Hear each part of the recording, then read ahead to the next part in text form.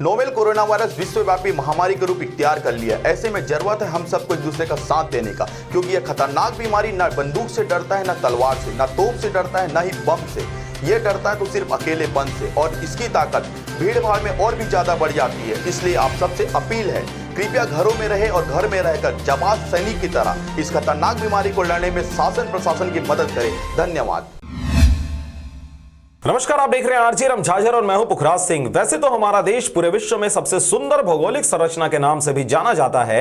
यही वजह है कि देश विदेश से वर्ष भर सैलानियों सहित अनेकों विडिले पक्षियों का यहां आना जाना लगा रहता है।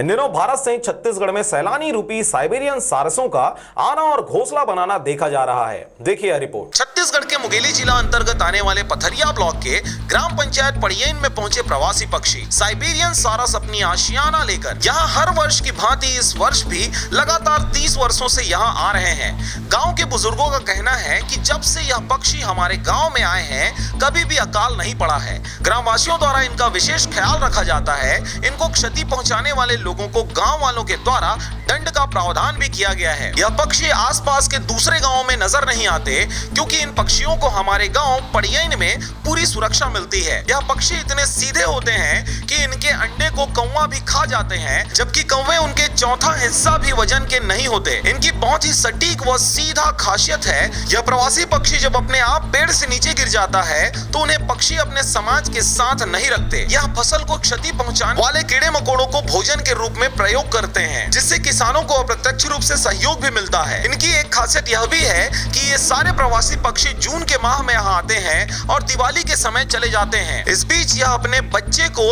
उड़ान भरने का ट्रेनिंग देते हैं। जब बच्चे पूरी तरह उड़ान भरने में सक्षम हो जाते हैं तब धीरे धीरे वापस चले जाते हैं। खास बात यह है कि यह पड़ियन गांव में ही आते हैं। लगभग 30 सालों से लगातार गांव के लोगों के द्वारा इनकी सेवा की जा रही है, और गांव के लोगों का यह भी मानना है कि इन्हें भगवान ने हमारे सहयोग के लिए भेजा है, इसीलिए ये इन्हें अपना इष्ट देव मानते हैं और इनके ऊपर किसी भी प्रकार का छेड़छाड़ नहीं करते। वैधानिक दृष्टिकोण से देखा जाए तो यह पक्षी यहाँ केवल प्रजनन के लिए ही आते हैं, क्योंकि इस गांव में इन्हें अपनी प्रजनन के लिए अनुकूल वातावरण मिलता है।